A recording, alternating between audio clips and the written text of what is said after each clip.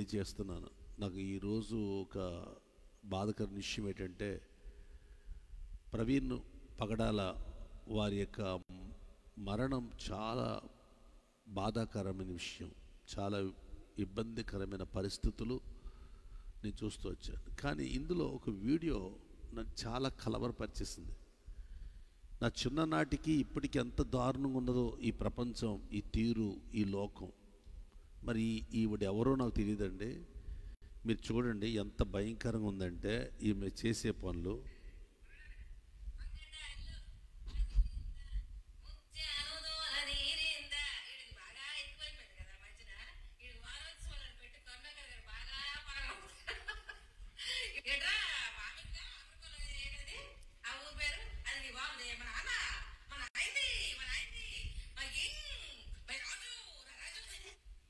ఏండి అసలు మనం ఎటువంటి సమాజంలో ఉన్నాం ఒకసారి మనం ఆలోచన చేయండి. నాకు చాలా బాధకరం అనిపిస్తుంది. ఈ తల్లి ఎంతవరకు, అసలు ఈ తల్లి అంటే కూడా నాకు చిరాకు ఉంది. ఈ మనిషి మనిషి కూడా కాదు, ఇది పశువు అంటా కూడా, పశువులు కూడా సిగ్గుపడతాయి. మా చిన్నప్పుడు నేర్చుకున్న జ్ఞానం ఏంటంటే, రాబోయే తరానికి వీళ్ళు ఏం నేర్పుతున్నారో తెలియదు కానండి, మొత్తం ఉండొచ్చు. కానీ ఇంత దరిద్రం ఏ సమాజంలో మనం ఉన్నాం ఈరోజు. తెలుగు 2 రాష్ట్రాల ప్రజలు ఎటువంటి పరిస్థితుల మధ్య పరిగెడుతున్నామో చూడండి. ఈ మనిషి చనిపోయిన మనిషి మీద, ఇప్పుడు ఆ మనిషి లేని మనిషి మీద నువ్వే మతపు రంగు పూసుకున్నా, ఏ బతుకుతున్నా కాస్త నీతి న్యాయం ఉండాలి కదండి. నేను ఒకప్పుడు లోకంలో బ్రతికాను, అన్యుడిగా బ్రతికాను, దుర్మార్గుడిగా బ్రతికాను. నాకు ఈ బైబిల్ నేర్పిన సంస్కారం ఏంటంటే, నిన్ను వల్లి పొరుగు అని ప్రేమించు. వాడు ఎవడైనా కావచ్చు.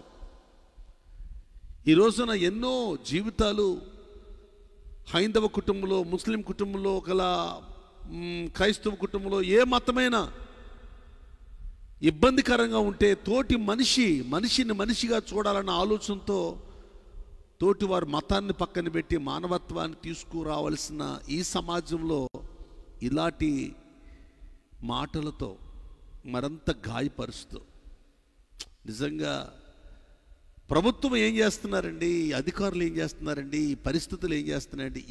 ఈవిడే కాదు, ఇంకొకడెవడో ఆడేమని పెట్టాడంటే, త్రాగొచ్చి పోస్ట్ మార్టం జరుగుతూ ఉంది, వాడు అమర్ ప్రసాద్ అనే వ్యక్తి. అసలు ఏం సంబంధం మీకు? ఒక వ్యక్తి చనిపోతే ఇంత భయంకరమైన మాటల చేత, పాటల చేత నవ్వులాటగా అయిపోతున్న ఏ లోకంలో మనం ఉన్నాం, ఏ లోకంలో ఉన్నామండి. మాకు సంగతి తెలుసండి. బైబిల్ ఒక మాట చెప్పింది, మేము ఎప్పటికైనా చావడానికి రెడీ. కానీ వీళ్ళు బతుకుతారేమో ఇంకా భూమి మీద, ఏమంటే శాశ్వత కాలం బతుకుతారు ఈ భూమి మీద. మనిషి జీవితం తల్లి గర్భాలు నెలలే, భూమి మీద సంవత్సరాలే, యుగాలు ఉండే రాజ్యం ఉంటుంది. ఆ రాజ్యం కొరకు సిద్ధపడి వచ్చిన వాళ్ళు మేము. ఈరోజు ఒకవేళ ప్రవీణ్ పగడాల గారు కావచ్చు, రేపొద్దున ప్రసాద్ పాల్ కావచ్చు, అతసాక్షులు అవడంలో ఎవడైనా కావచ్చు. నా తోటి క్రైస్తవ సమూహం ఈరోజు లక్షల మంది ప్రజలు హైదరాబాద్లో, వేల మంది ప్రజలు రాజమండ్రిలో, ఎక్కడైనా ఆస్తులు ధ్వంసం చేశారా? ఎక్కడైనా ఇంతమంది ప్రజలు ఆ దైవజనుడు కోసం ఆయన యొక్క మరణాన్ని బట్టి వేదన చెంది నిరసనలు వ్యక్తపరిచారు తప్ప ఎక్కడైనా గలిబిలు చేశారండి? అది క్రైస్తవ గౌరవం, అది క్రీస్తు నేర్పిన పాఠం. అదే ఏదైనా ఒక రాజకీయ నాయకుడైతే, ఈ ప్రవీణ్ పగడాల గారు ఒకవేళ మతం సంబంధమైన, లోక సంబంధమైన మతాలలో ఒకవేళ పుట్టుంటే, అందులో కానీ బ్రతికి అందులో చనిపోయింటే, ఈరోజు ఎన్ని ఆస్తులు ధ్వంసం అయిపోయేదో, ప్రభుత్వ పరిస్థితులు ఎంత కొల్లగట్టబడేదో ఆలోచించేయండి. దేని బిడ్డలారా, ఇక్కడ మీరెవరైనా, హిందువైనా ముస్లిం అయినా, మీరు ఎవరైనా దేవుని బిడ్డలం. మన లోపల నీతి న్యాయం ఉంది. మనకు ఏ గ్రంథమైనా మంచి నేర్పింది, చెడు అనే ప్రచారం చేయమని చెప్పలేదు. ఈరోజు ప్రవీణ్ పగడాల గారి గురించి చెప్పాలంటే, ఆయన బ్రతుకున్న సువార్త ప్రకటించాడు. ఆయన చనిపోయిన సడు ఇప్పటికి కూడా సువార్త ప్రకటించబడుతుంది. ఆ రోజు ఆయన ఒక్క స్వరం వినపడింది, కానీ ఈరోజు ప్రతి డినామినేషన్ నుంచి స్వరాలు వినపడుతున్నాయి ఆయన గురించి. మీరు చూడండి, ప్రతి దైవజనుడు గలమెత్తుతున్నాడు. ఆయన ద్వారా సువార్త ఇంకా విస్తరించిపోతుంది. అందుకని భక్త పౌలు ఫిలిప్పీ పత్రిక 1వ అధ్యాయం చూడండి ఒకసారి, ఏమని మాట్లాడుతున్నాడు భక్త పౌలు. ఈరోజు నేను ప్రవీణ్ గారిలో, ఆ ప్రవీణ్ పగడాల గారి యొక్క ఆ మృతిలో ఆ మరణంలో కూడా ఈ వాక్యంని జ్ఞాపకం చేసుకుని ప్రభువుని స్తుతిస్తూ ఎప్పటికైనా మేము వెళ్ళిపోతాం. మహారాజు వలె ప్రభు దగ్గరికి వెళ్ళిపోయాడండి. ఆయన ఆనందిస్తున్నాడు. ఆయన ప్రభుతో నిత్య జీవంలో ఉన్నాడు. మరో లోకంలో ప్రభుతో ఆనందిస్తున్నాడు. ఆ నిరీక్షణ మాకు నేర్పింది గ్రంథం. ఈ భూమి మీద బతికితేనే, ఈ భూమి మీద జీవితంలో ఏదో గెలిచితేనే గెలుపు కాదండి, మరణంలో గెలిచాడు ఆయన. అందుకే ఇన్ని లక్షల మంది ఈ భారతదేశంలో తెలుగు ప్రజల్లోని ఉద్యమం కాదండి, రాను దినాల ఉద్యమం బయలుదేరుతుంది. చూడండి ఒకసారి 1వ అధ్యాయం ఫిలిప్పీ పత్రిక 19వ అధ్యాయం భక్త పౌలు ఏమంటున్నాడు? మరియు నేను ఈ విషయంలోను సిగ్గుపడక ఎప్పటి వలనే ఇప్పుడును పూర్ణ ధైర్యముతో బోధించుట వలన. చూడండి దేని బిడ్డారా, పౌలు భక్తుడికి ఎన్నో అవమానాలు వచ్చాయి, తోటి క్రైస్తవుల వల్ల వచ్చాయి, ఇతరుల వల్ల వచ్చాయి, ఇంట్లో వారి వల్ల వచ్చాయి, బయట వారి వల్ల వచ్చాయి, సంఘుల వారి వల్ల వచ్చాయి. కానీ ఎట్టి అవమానమైన నిత్య జీవాన్ని చూసేవాడు దానికి భయపడ్డండి. అది ప్రవీణ్ పగడాల గారి యొక్క జీవితంలో ఎన్ని అవమానాలను ఎదుర్కొన్న మహాయోధుడు, విశ్వాసవీరుడు, అద్భుతమైన ప్రసంగికుడు, ప్రజల హృదయాలు దేవుని యొక్క ఉన్నతమైన ఉనికిని చాటి చెప్పాలన్న రోషం కలిగిన వాడు, తోటి దైవజనులకు మంచి మిత్రుడు. అటువంటి దైవజనుడు ఈరోజు ఇగో చూడండి, నా బ్రతుకు మూలముగానైనను సరే, సావు మూలముగానైనా సరే, క్రీస్తు నా శరీరమందు గణపరచబడును. అది బ్రతుకు మూలంగా క్రీస్తు గణపరచబడ్డాడు ప్రవీణ్ పగడాల గారి ద్వారా. ఈరోజు ఆయన మరణం కూడా క్రీస్తు యొక్క సన్నిధిని ప్రకటిస్తూ ఉంది. చూడండి, ఈరోజు నా స్వరం ఇస్తాను అపోస్తల కింగ్స్ టెంపుల్లో. ఎందుకు నేను ఈ స్వరాన్ని ప్రకటిస్తున్నాను? ఏమవుతాడు ఆయన నాకు? ఈ రోజున లక్షల మంది ప్రజలు ఆయన వెనక, ఆయన సన్నిధిలో, ఆ దేవుని సన్నిధిలో, ఆయన యొక్క అంతిమ యాత్రలో పాలు భాగస్తులై హైదరాబాదు ప్రాంతంలో ఎంత దేని బిడ్డలారా విజయోత్సవంతో ఊరేగిస్తున్నారు. ఏం గెలిచాడు ఆయన? ప్రజల హృదయాలు గెలిచాడు ఆయన. విశ్వాస గుండెలు గెలిచాడండి. మాలాంటి సేవకులు హృదయాలు గెలిచాడండి ఆయన. ఈరోజు మతమ్మాదులు ఏదో మసిపూసి మాడిగా చేయాలని ప్రయత్నిస్తే ఆ మతానికి కొమ్ము కాస్తున్న ప్రభుత్వాలు ఒక దినం లెక్క అప్పగించాలి. ఏ వ్యక్తి అయితే, ఏ సమాజం అయితే, ఏ రాష్ట్రం అయితే, ఏ ప్రాంతం అయితే ఒక నీతిమంతుని రక్తాన్ని బట్టి ఆనందించాలనుకుంటుందో ఆ రాష్ట్రం, ఆ ప్రజలు, ఆ ప్రభుత్వాలు ఆ నీతిమంతుని రక్తాన్ని గురించి దేని బిడ్డలారా తీర్పులోకి వస్తాయి. జాగ్రత్త. ఎందుకంటే ఆయన మరణము చాలా గుండెలకు తెలుసు. ఈరోజు పోస్ట్ మార్టం రిపోర్ట్లు కావచ్చు, ఒకవేళ సీసీ కెమెరాలు కావచ్చు, ఆ కెమెరా నడిపిన బైక్లో హెడ్లైట్ పగిలిపోతే ఆ పగిలిపోయిన హెడ్లైట్లో ఆయన ఆ టోల్ గేట్ దాటుతున్నప్పుడు అక్కడ ఎవరు ప్రజలు లేరా? అయ్యా నాకు ఇటువంటి పరిస్థితులు వస్తున్నాయి, హెడ్లైట్ పగిలిపోయింది అని చెప్పడానికి ఫోన్ వాడరా?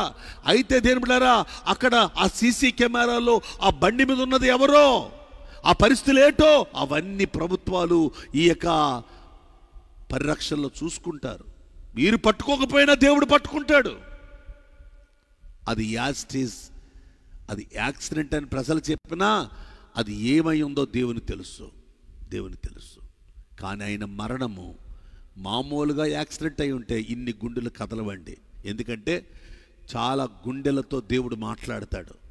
ఇంతమంది ప్రజలు తమకు తాము ఛార్జీలు పెట్టుకుని వారి యొక్క బైకులు, వారి కారులు తీసి ఏదో ఒక ట్రాక్టర్ల మీదో, ఏదో ఒక సభకు వెళ్తున్న లారీల మీదో, బస్సుల మీద జనాలు తీసుకెళ్ళింది కాదు కదా. వాళ్ళ సొంత ఖర్చులతో రాత్రి పగలు భోజనం మాని, నిద్ర మాని, వారికి ఏ పరిస్థితుల్లో ఉన్నారో ఆ పరిస్థితులన్నీ పక్కన పెట్టి పెద్ద పెద్ద స్పీకర్లు, పెద్ద పెద్ద వర్తకులు, వారే కాక వర్తమానికులే కాక పల్లెటూరులో చిన్న చిన్న పరిస్థితుల మధ్య సేవ చేస్తున్న సేవకులు కూడా ఆ జనంలో ఒకవేళ ఇటువంటి యూట్యూబ్లో, ఫేస్బుక్లో కనపడకపోవచ్చేమో ఫేసులు, ఆ తరుణంలో నేను కూడా పరిగెత్తిన దేని బిడ్డలారా అది మేము కనపడాలనే ఉద్దేశం కాదు, ఒక వేదన. నిన్న రాజమండ్రి నేను వెళ్ళినప్పుడు ఒక వేదన. ఎంత బాధకర విషయం. ఎందుకు నీకు ఆ యొక్క ఫీల్ వచ్చింది అని క్రైస్తవులు అడగండి. అది క్రీస్తు పెట్టిన మనసు అండి. కారణం చావు మూలంగా కూడా క్రీస్తు పడతాడనడానికి ప్రజల తండోపు తండలుగా వారి గుండెల్లో కదిలి రాజమండ్రి వెళ్ళి ఆ యొక్క మృతదేహాన్ని చూస్తున్నప్పుడు ఆయన మరణంలో పాలు భాగస్తులుగా ఏంటి మరణం, ఆ మరణం ఏం రేపిందో తెలుసా? మా గుండెల్లో ఇంకా హతసాక్షులు అవడానికి రెడీ అనిపించింది మాకు. ఒకవేళ ఈ ఆంధ్రాలో ఈ యొక్క ఒకవేళ ఏమంటే తెలంగాణలో, ఈ తెలుగు రాష్ట్రాల్లో, ఇండియాలో ఏ యొక్క ప్రభుత్వం, ఏ భయంకరమైన ఒకవేళ నాయకులు, ఏ యొక్క దుర్మార్గ పరిస్థితుల్లో ఒకడు చస్తే మిగతా పాస్టర్లు భయం అనుకున్నారేమో, ఒకడు చనిపోతే మిగతా వాడికి ఇంకా రోషం పెరుగుతుంది. ఎంతకాలం బతుకుతాం మేము? క్రీస్తు కొరకు బ్రతుకుతాం. వస్తారు మా సహోదరులు, వస్తారు హతసాక్షులు అవడానికి. రండి, దేవుని పనిలో చావుకి సిద్ధమే వచ్చిన వాళ్ళం మేము. అలాగని చెప్పి ప్రజలను చంపట్లేదుగా. రాత్రి పగల సేవలో పరిగెడుతున్నాం. ఏమో ఎప్పుడు మా జీవితం ఆగిపోతుందో తెలీదు. కానీ ఏ విధము చేతనైనను ఈ లోకంలో కొట్టుకుపోతున్న పాప సంబంధమైన మనస్తత్వాల్లో ఉన్న మనుషుల యొక్క బ్రతుకులు మలినాన్ని కడిగి శుద్ధి చేయడానికి యేసు రక్తం ఉందని చెప్పడానికే. ఆ పరిశుద్ధ రక్తం వల్ల మనుషులు పవిత్రపరచబడి ఈ తల్లి గర్భంలో నెల ఉన్న భూమి మీద సంవత్సరాలు ఉన్న యుగ యుగాలు ఉండే రాజ్యం ఒకటి ఉంది. ఆ రాజ్యం నిత్య జీవంలో మనం చేర్చబడాలి అని చెప్పడానికి, నీతిని బోధించడానికి, న్యాయాన్ని జరిగించడానికి సేవకుని దేవుడు ఎన్నుకున్నాడు. ఇది మతం కాదు. ఒక సిగరెట్ త్రాగే నా బ్రతుకుని, త్రాగుబోతుగా ఉన్న నా బ్రతుకుని మార్చింది ఈ గ్రంథం. మనుషులు మార్చలేనిది, స్టేషన్లు మార్చలేనిది, ప్రభుత్వాలు మార్చలేనిది, నా కుటుంబం మార్చలేనిది, నా కులం మార్చలేనిది, నా యొక్క లోకంలో ఉన్న స్నేహితులు మార్చలేనిది ఈ వాక్యం మార్చింది. కాబట్టి ఇది శక్తిగల జీవవాక్యం అండి. ఈ వాక్యం బోధించుకుంటూ వెళ్ళిపోయే దైవజనుడు, సువార్తలో పరిగెత్తే దైవజనుడు. దేని బిడ్డలారా, ఆయన ఒక్కడే ఎందుకు పరిగెత్తుతున్నాడు?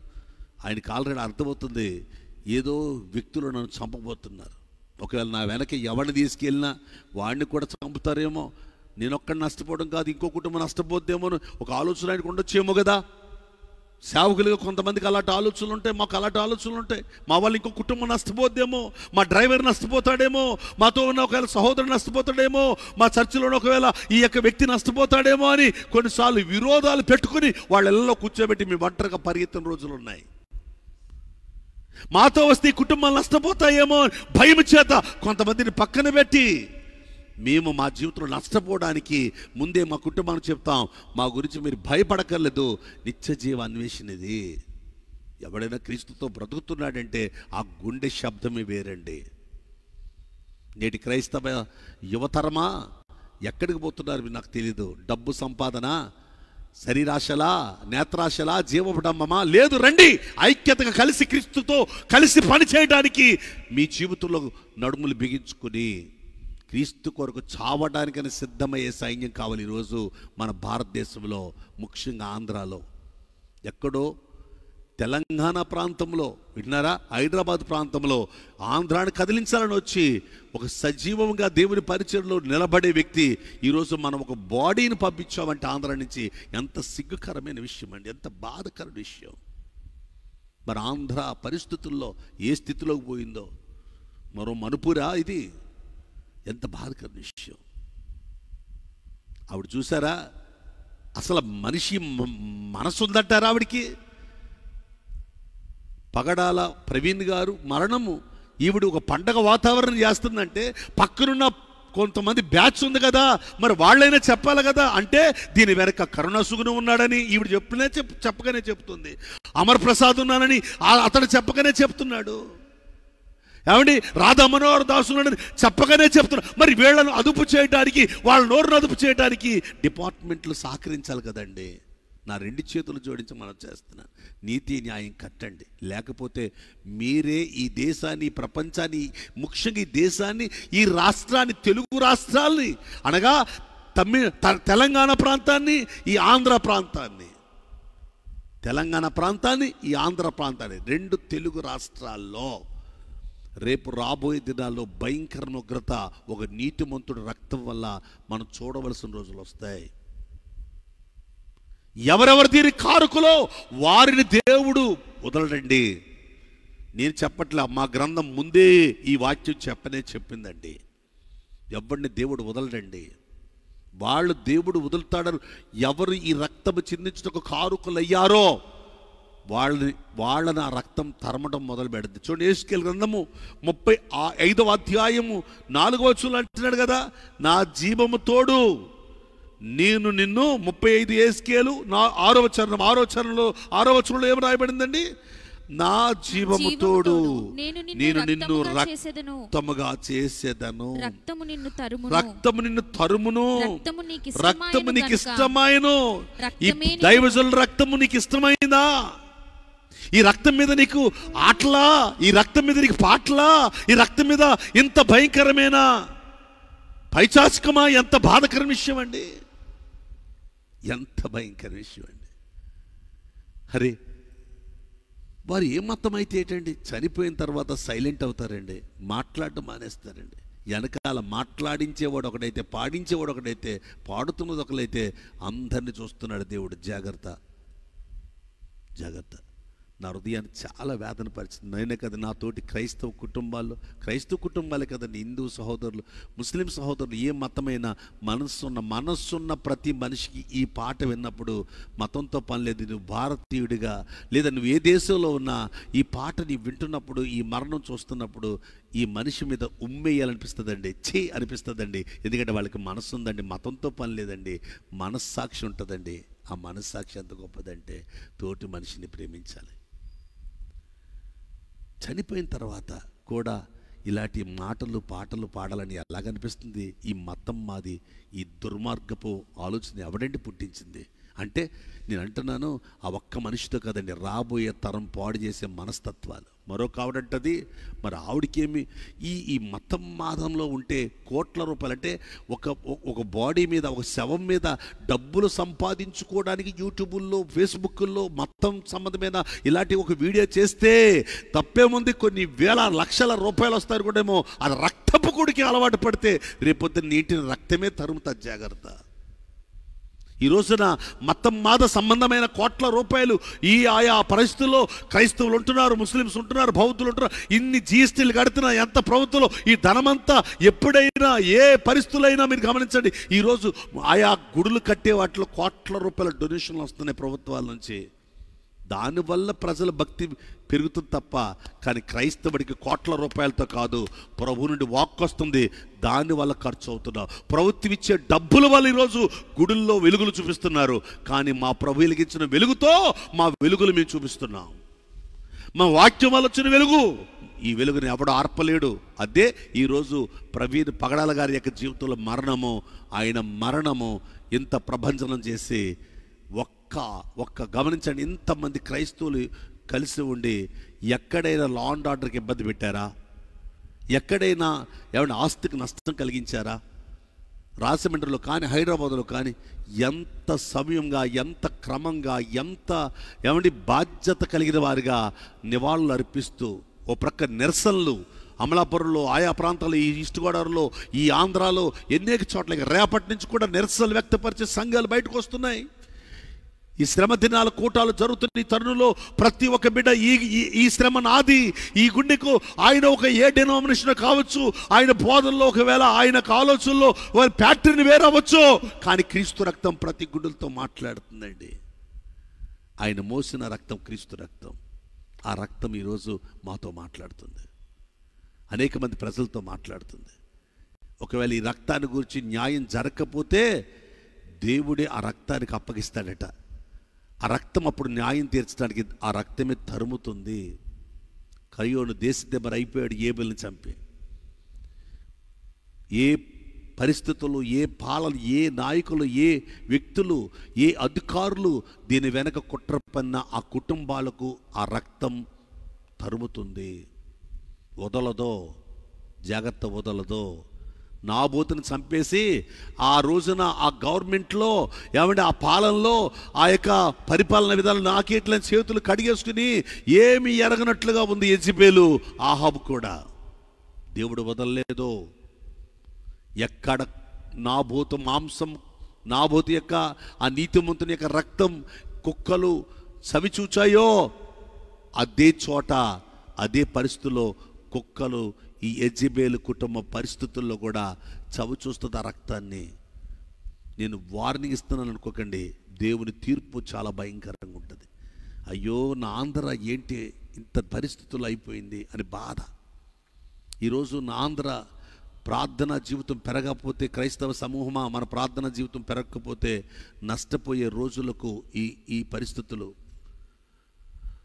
మనం వెంటాడే పరిస్థితి. ఈరోజు అనేక మంది దైవజనులండి, గొప్ప గొప్ప దైవజనులండి, అంటే వారంతా గలమెత్తి వారి విశ్వాసాన్ని ఈ యొక్క ప్రవీణ్ పగడాల గారి జీవితంలో వారి యొక్క హృదయంలోనే ఆ నివాళులను అర్పించుతూ, లైవ్లో మాట్లాడుతూ, వ్యక్తిగతంగా సంఘాల్లో మాట్లాడుతూ, ఇన్ని గుండెలు పగిలిపోతుంటే ఓ పక్కనే ఏమండి ప్రభువుని ఎరగని ప్రజలు, దేవుని ప్రజలు, వాళ్ళు దేవుని ప్రజలే. అయ్యో ఆయన మా మతం కాకపోవచ్చు, ఆయన మా మనిషి కాకపోవచ్చు, కానీ ఈ రోజున కోల్పోయామని ఏమండి హిందూ సహోదరులు చాలామంది మంచి వర్తమానం, మంచి మెసేజ్ ఆయన గురించి మాట్లాడుతున్నారు. ఇంకా లేని మనిషి గురించి మనం ఏం మాట్లాడతామండి? ఇప్పుడు బతుకున్న వాడి మీద కామెంట్ చేసావంటే వేరే విషయం, బతుకున్న వాడి మీద ఏదో నువ్వు అలజడి చేసావంటే వేరే విషయం, బతుకున్న వాడి మీద ఏదో పేక్ న్యూస్ పెట్టావంటే అది వేరే విషయం. చనిపోయిన వ్యక్తి గురించి నువ్వు పెడుతున్నావంటే నువ్వు శాశ్వతంగా ఉంటావా? ఏదో రోజు నువ్వు చనిపోతాం కదా. మరి మన చావు ఎలాగుంటుందో, మన బ్రతికి ఎలాగుంటుందో, మన జీవితం ఎలాగుంటుందో, మనం బ్రతుకు పగలదా? మన గుండె పగలదా? మన జీవితం పగలదా? శాశ్వత కాలం ఉండిపోతామా? ఏం పాటలు పాడుకుని పగిలిపోయిందా అంటున్నావు? ఎవరు పగలడో ఈ భూమి మీద పగలక నిలబడేవాడు ఎవడైనా ఉంటే చూపించు. తోడేలు స్వభావం అండి, తోడేలు అంటారు, సమాజాన్ని చీల్చే తోడేళ్ళు అండి ఇవి.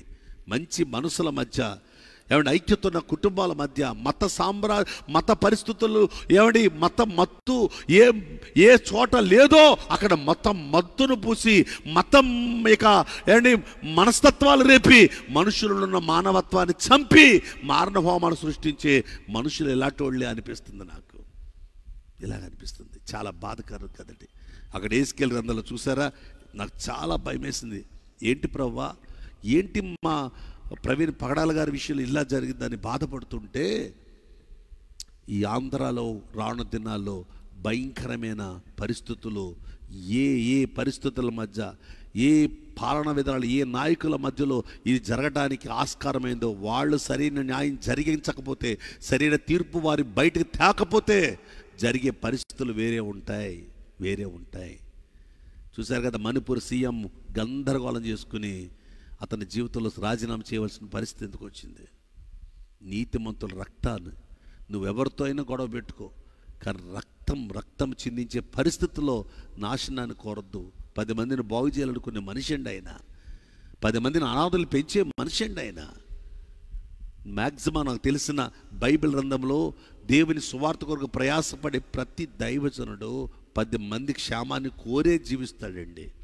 ఎక్కడైనా వాక్యంతో గాయం అవ్వచ్చు, నీతిగా చెప్తే అవినీతితో ఉన్న వ్యక్తికి గాయం అవ్వచ్చు, దుర్మార్గతలో ఉన్న వ్యక్తికి దుర్మార్గతను గురించి చెప్తే గాయం అవ్వచ్చు.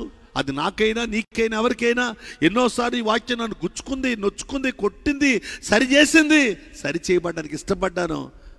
జన్మించిన నేను కంటే నన్ను పుట్టించిన వాక్యం గొప్పది కదా అనుకున్నాను. ఈ వాక్యం ఎవరు? నన్ను సృష్టించిన సృష్టికర్త మాట. సృష్టించబడ్డ నేను సృష్టికర్త మాటగా ఎదురు తిరిగితే బతకలేనని నాకు అర్థమైంది. కాబట్టి ఈరోజు నన్ను మనిషిగా ఈ సమాజంలో దేవుడు నిలబెట్టాడు. ఎవ్వరు ఎన్ననుకున్నా, ఏమనుకున్నా, అవమానాలు వచ్చినా ఇంకా ఈ బతుకున్నానంటే, సేవ చేస్తానంటే చావు ఏదో రోజు వస్తుందని ఎదురు చూస్తున్నాను. నిత్య జీవానికి వెళ్ళటానికి సిద్ధంగా ఉన్నాను.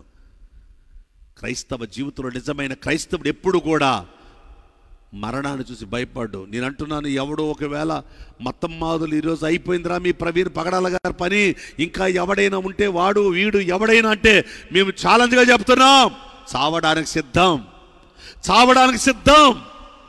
ఈ సమాజం బాగు చేయడానికే మేము వచ్చాం. అందుకే దేవుడు మమ్మల్ని ఎన్నుకున్నాడు. మేము ఇదే భూమి మీద పుట్టాం, ఇదే ప్రాంతంలో పెరిగాం, ఇదే దేశంలో ఉన్నాం, ఈ భారతీయులుగా మేము ఉన్నాం. మేము మా జీవితంలో నేర్చుకున్న సత్యాన్ని చెప్పడానికి వస్తున్నాం. మతమ్మాదులారా, మీ బ్రతుకులు జాగ్రత్త. ఎందుకంటే రేపటి దినాన్న మీరు నరకానికి పోతే హెచ్చరించలేదని ఎవడైనా అంటే, ఒకవేళ అక్కడ తీర్పులోకి వస్తే, ఇదిగో ఈ అపోస్తలుల కింగ్స్ టెంపుల్ బలిపీఠం నుండి హెచ్చరిస్తున్నాడు దేవుడు. నీ మనసు మార్చుకుని, బుద్ధి మార్చుకుని ప్రభు పాదాల పట్టుకుంటే క్షమిస్తాడేమో. క్షమించే దేవుడు క్షమిస్తాడు.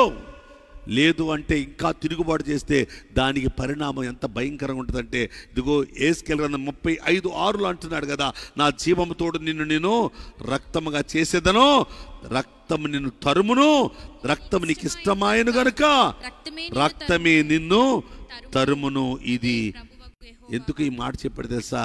క్రూరమైన మనస్తత్వాలతో ఉన్న వారికి హెచ్చరిక ఇది. అలాగంటే మరలా దేవుడు చంపేస్తాడా, నరికేస్తాడా? క్షమించాలి కదా.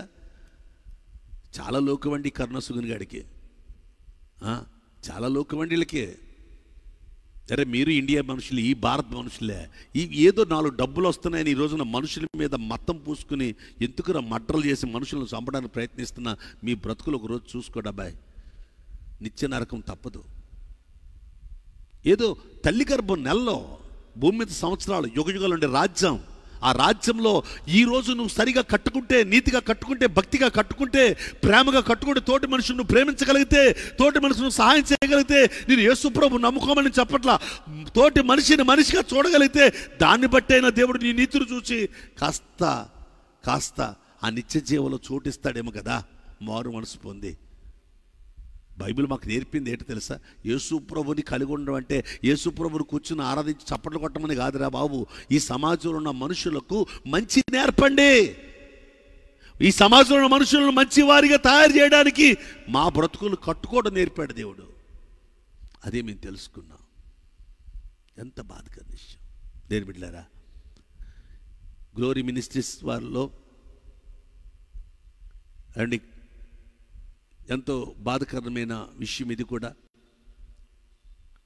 కరుణాకర్ గారనే దైవజనులు మాకు ఆప్తులు, ఈ మండపేట అపోస్తల కింగ్స్ టెంపుల్ కూడా వచ్చారు. నీ ముఖ దర్శనం చాలయ్యా, నీ ముఖ దర్శనం చాలయ్యా, సమీపించని తేజస్సులో అనే పాట ఆయన నోట్లోంచి నేను విన్నాను. ఆయన ఘనమైన కలమది. దైవజనులు గ్లోరీ మినిస్ట్రీస్ వ్యవస్థాపకులు అపోస్తలు సురేశయ్య గారి వారి యొక్క చేతుల్లో ఎదిగిన బిడ్డలు రామగుండం సురేశయ్య గారు, వారు ప్రభు దగ్గరికి వెళ్ళిపోయారు. ఈ ఇటీవల కాలంలో ఇదే యాక్సిడెంట్ సమయంలో, మన ప్రవీణ్ పగడాల గారి యొక్క యాక్సిడెంట్ సమయంలో ఈ గ్లోరీ మినిస్ట్రీస్ కరుణ వారి యొక్క మరణం మా గుండెలకు చాలా వేదన కలిగించింది. కరుణాకర్ గారి యొక్క హంబుల్, వారి ప్రేమ, వారి ఆత్మీయత మాకు తెలుసు.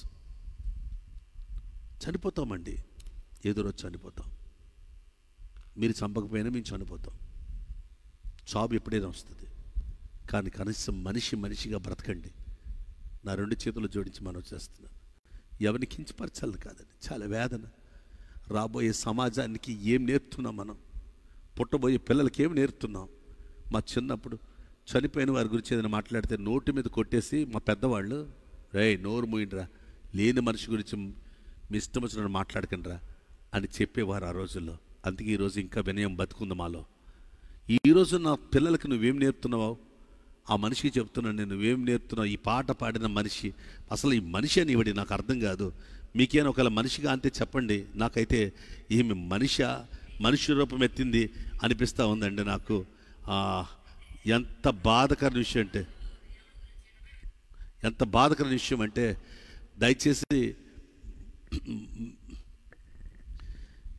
హృదయం చాలా వేదన అయిపోయిందండి ఈ మాట విన్నప్పుడు. నాతోటి మానవ జీవితంలో బతుకుతున్న మనమంతా ఒకసారి ఈ విషయాన్ని గమనించండి.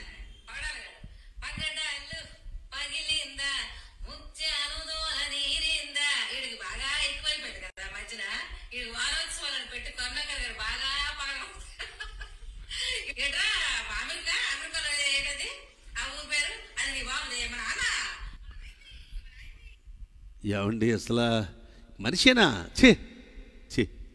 ఏం నేర్పుతున్నాం సమాజానికి? ప్రభుత్వాలు కూడా ఏం నేర్పుతున్నాయి, ఏం చేస్తారు? దయచేసి నేను చేతులు జోడించి మనం చేస్తున్నాను. రాబోయే తరాన్ని బాగు చేయటం ఒకవేళ మీ వల్ల కాకపోతే, స్కూల్స్ ఉన్నాయి, కాలేజెస్ ఉన్నాయి. ఎందుకండి? తరాన్ని బాగు చేయడానికి. మా పిల్లలకి ఎంత ర్యాంకులు వచ్చాయి, మెరిట్ వచ్చింది, పిల్లల జాబులు వచ్చాయి కాదని వినయం, విధేయత, సభ్యత నేర్పాలి సమాజంలో. సభ్యత లేని చదువులు ఎందుకండి? సంస్కారం లేని ఈ చదువులు ఎందుకండి? నిన్ను మతం కోసం బతకమంతా. ఈరోజు మా అపొస్తలుల పరిచర్యలో ఈ అపొస్తలులకు సంబంధమైన పరిస్థితుల మధ్య ఏ ఫారెన్ ఫండ్ లేకుండా ఒక స్కూల్ పెట్టబడింది. ఆ స్కూల్ ఏ మతస్థుడికైనా ప్రతి మధ్యాహ్నం భోజనం ఉంటుంది. ఏ మతస్థుడైనా వారికి చదువు ఉంటుంది. నీ మతం చూసి నీ స్కూల్లో పెట్టలేదే, అలాగని చెప్పి వాళ్ళు క్రైస్తవ్యం బోధించలేదే. సభ్యత, మంచి సమాజ స్థాపన చేయటం మన ధ్యేయం. రాబోయే తరాన్ని బాగు చేయండి. పుట్టబోయే వారికి నీతి నేర్పండి, న్యాయం నేర్పండి. అలా నేర్పాలంటే ముందు నీతి న్యాయం కట్టుకోవటం. నేను ఒకటి రిక్వెస్ట్ చేస్తున్నాను, దయచేసి పైన అధికారులకు, ప్రభుత్వాలకు, పాలకులకు ఇలాంటి మతమ్మాద పిచ్చితో ఫేస్బుక్లో, యూట్యూబ్లో చెలరేగిపోతున్న మనస్తత్వాలతో ఉన్న మనుషులను కాస్త అదుపు చేసుకుని, ఇప్పటికే మా గుండెలు వేదనతో ఉన్న పరిస్థితుల మధ్య, అనేక గుండెలు వేదనతో ఉన్న పరిస్థితుల మధ్య ఇలాంటి వీడియోల ద్వారా మరింత గాయం చేస్తే దేవుడికి లెక్క అప్పగించాలి. ఎందుకంటే ప్రజల నిట్టూర్పు పోట్లాట కంటే భయంకరమైంది. మేము పోట్లాడితే 10 మందికే ఒకవేళ బుద్ధి చెప్తామేమో, మా నిట్టూర్పు దేశానికి క్షేమం కాదు, ఏ కుటుంబానికి క్షేమం కాదు. నీతిమంతుడు వేదన చెందకూడదు, ఆత్మీయులు వేదన చెందకూడదు. 10 మందిని బ్రతికించాలన్న మంచి మనసున్న వాళ్ళు వేదన చెందితే ఆ సమాజానికి నష్టం కలుగుద్దండి. పెద్దలు మాకు నేర్పింది అదేనండి. అది చూస్తే బైబిల్లో కనపడిందండి. మా పూర్వీకులు, మా పెద్దలు ఏది నేర్పారో ఈ గ్రంథంలో మేము అది చూసాం. కాబట్టే మా పెద్దల నోటి మాట ఈ బైబిల్ మాట ఒకటైంది. కాబట్టి నీతి న్యాయం జరిగించాలి. అది నేను కోరుకుంటున్నాను. అంతేకాదు, ఇక మరలా ఎప్పటికీ ఇలాంటి పరిస్థితులు రాకుండా రోడ్ల మీదకి ఎక్కి రాధా మనోహర్ దాసు ఊగుతున్న ఊగుళ్ళు, కరుణాసుగుని చేసే భయంకర అలజడిలో మనుషులు రెచ్చగొట్టే మాటలు. నేనంటాను, మీరు మైకు పట్టుకుంటే, కరుణాసుగున మీరు మైకు పట్టుకుంటే అప్పుడప్పుడు పట్టుకుంటారు. క్రైస్తవ పాస్టర్ ప్రతిరోజు పట్టుకుంటాడు. ఈరోజు మేము అలాంటి సమాజం తయారు చేయమని మాకు బైబిల్ చెప్పలేదు కాబట్టి చేయట్లేదు. చేయటం వస్తే దేశంలో అల్లకొలలు చెలరేగుతాయి. ఇది కేవలం ఇండియా వరకు ఉండదు, ప్రపంచ దేశాలకు సంబంధించింది ఈ గ్రంథం. మన ఇండియన్స్ ఎక్కడున్నారో, ఏ ప్రాంతంలో ఉన్నారో అన్ని దేశాల్లో ఈ ప్రపంచ వ్యాప్తంగా క్రైస్తవ బోధకులు బోధించడం మొదలు పెడితే కరుణాసుగున ఏమాత్రం పనికిరాడు, ఎవ్వడూ పనికిరాడు. కానీ మాకు ప్రతిరోజు మైకులు ఇవ్వబడతాయి. మేము ఎప్పుడూ కూడా అటువంటి బోధలు చేయలేదు. అలాగ మా దగ్గరకు వచ్చిన యూత్ను తయారు చేయలేదు. మేము ఒకటే తయారు చేసాం, నీతి న్యాయంతో బ్రతకండి, తోటివాడికి మేలు చేయండి, పగవాడికైనా ప్రేమగా మాట్లాడి వాడిని క్షమించండి. అలాగే చేసాం ఇంతవరకు. ఇక ముందు కూడా అలాగే చేయాలని మీరు కోరుకోండి. సహనాన్ని, ఇప్పుడు రాబోయే తరంలో యూత్లో సహనాన్ని కోల్పోయేలా చేస్తే క్రైస్తవ్యాన్ని అదుపు చేయడంలో ఒకవేళ బైబిల్ ఎంతవరకు తోడ్పడిందేమో, జీవితంలో ఒకవేళ వాళ్ళకి బైబిల్ దూరం అయితే జీవితంలో కనపడేవంత అరాచకాలే. మీ సింహాసనాల కంటే, మీ పదవుల కంటే, మీ ప్రఖ్యాత కంటే ప్రజల హృదయాలు ముఖ్యం. ఈరోజు ఎలాగుందంటే పనికిమాల పరిస్థితుల్లో, పాలన విధానాల్లో పదవి కాపాడుకోవడానికి, కుర్చీ కాపాడుకోవడానికి, సీటు కాపాడుకోవడానికి, హోదా కాపాడుకోవడానికి ఇష్టపడే దౌర్భాగ్య స్థితిలో ఈరోజు ప్రజలు ఏమైపోతున్నారో పట్టించుకోలేని దౌర్భాగ్య మనస్తత్వాలు చాలా కనపడుతున్నాయి. అందుకే ఈరోజు దేశంలో ఇంత అరాచకాలు, ఇంత భయంకర కుట్రలు, ఇంత భయంకర ఆలోచనలు. ప్రతి పాలనా విధానాలు, ప్రతి ఒక్క నాయకత్వ విధానాలు, ప్రతి ఒక్క పరిపాలన విధానాలే కదా, నాయకులే కాదు, ఈ మీడియా కాదు. ఎందుకంటే ప్రభుత్వానికి ఓ ప్రక్క జ్యుడిషియల్, మరో ప్రక్క మనం నాయకత్వం, పాలనా విధానాలు, మరో ప్రక్క కార్యవర్గం, మరో ప్రక్క మీడియా, నాలుగు అనుభవాలు పాదాలలో ఉండి ఈ ప్రభుత్వం నడవాలి. ఈ జ్యుడిషియల్ కానీ, మీడియా కానీ, పాలనా విధానం కానీ, కార్యవర్గం కానీ ఏమాత్రం అవినీతికి వెళ్ళినా ఆ దేశం నాశనం అయిపోద్ది. ఈరోజు దయచేసి నేను కోరుతున్నాను, మీడియా వ్యవస్థ నీతి రావాలి. ఎక్కడ మీడియా వ్యవస్థలో నీతి రావాలి. నీతి తప్పుతుంది కాబట్టి ఈరోజు సోషల్ మీడియా పెరిగిపోయింది. కానీ ఇష్టానుసారంగా ఊగితే తర్వాత లా అండ్ ఆర్డర్ చర్య తీసుకోవాలి. లా అండ్ ఆర్డర్ వస్తుంది, ఎదరికి జ్యుడిషియల్ వస్తుంది. ఖచ్చితంగా చట్టం తన పని తన చేసి ఏదో విధంగా ఈ చట్టాన్ని దొరకపోయినా ఆ చట్టాన్ని దొరుకుతారు. ఎందుకంటే ఈ లోక చట్టాన్ని నిలబెట్టిన చట్టానికి కర్త అయిన దేవుడు, భూలోక న్యాయాధిపతి ఈ గ్రంథంలో ఉన్న దేవుడు చూస్తున్నాడన్ని. సృష్టికర్త ఆ న్యాయం చేస్తాడు. జ్యుడిషియల్ తప్పించుకున్నానంటే ఆ జ్యుడిషియల్ తప్పించుకోలేము మనం. ఈరోజు మీడియా వ్యవస్థ, జ్యుడిషియల్ యొక్క న్యాయ వ్యవస్థ, ఏమంటే పాలన వ్యవస్థ, మరోప్రక్క కార్యవర్గం, ఈ 4 అనుభవాలు ప్రభుత్వాల్లో పదవుల కోసం కాక ప్రజల గుండెల కోసం పనిచేసే ఆ యొక్క అనుభవాల్లో నాయకులు ఉంటే వారిని దేవుడు తప్పక కంచి వేస్తాడు, వారి నిత్య జీవానికి నడిపిస్తాడు. నీవు నన్ను ఎరుగుకుండినప్పటికీ నేను బిరుదులిస్తానన్న దేవుడు, నీకు ఆ దేవుడు ఎవరో పూర్తిగా తెలియకపోయినా నీ తోటి మనిషిని మనిషిగా చూడగలిగి ప్రేమిస్తే, ఆయనను వెరగకపోయినా నీ తోటి మనుషులను చూసిన ఆ మంచి తత్వం, ఆ నీతి తత్వమే దేవుడే నీకు బిరుదులిస్తాడు, నిత్య జీవానికి నడిపిస్తాడు. అట్టి కృప ఈ సమాజానికి ఈ మాటలు విని దేవుని సందులు దయచేసి హృదయాలను సరి చేసుకునే ప్రతి గుండెకు తోడే ఉండాలని కోరుకుంటూ నేను నా మాటలు ముగిస్తున్నాను. ప్రార్థన. ప్రేమగల తండ్రి, ఈ స్థలం నుండి లైవ్ ఇవ్వడమే కాదు, నా ఆశ, నా కోరిక, నా దేశం రక్షించబడాలి, పాలకులు రక్షించబడాలి, జ్యుడిషియల్ వ్యవస్థలో గొప్ప నీతి న్యాయం జరగడానికి నీ కృప విస్తరించాలి ప్రభు. మీడియా వ్యవస్థ ద్వారా, జర్నలిజం ద్వారా అయ్యా దైవికమైన శక్తి, అది నీతిగల కన్ను కనపడాలి, నీతిగల చెవి వినపడాలి. అటువంటి అనుభవం కావాలి. పాలనా విధానంలో, కార్యవర్గంలో ఎటువంటి మార్పులు జరగకుండా నీ ఉన్నతమైన ఉద్దేశం, ఉనికి పాలకులలోనూ కార్యవర్గంలోనూ పనిచేయాలి. ఆ విధంగా మా దేశ పరిస్థితులు బాగుపడునుగాక. మతతత్వం కంటే మానవత్వానికి చోటివ్వగలిగే గుండెలు లేచునుగాక. కృప విస్తరించునుగాక. యేసు నామమున స్తుతించి ప్రార్థిస్తున్నాం తండ్రి. ఆమేన్.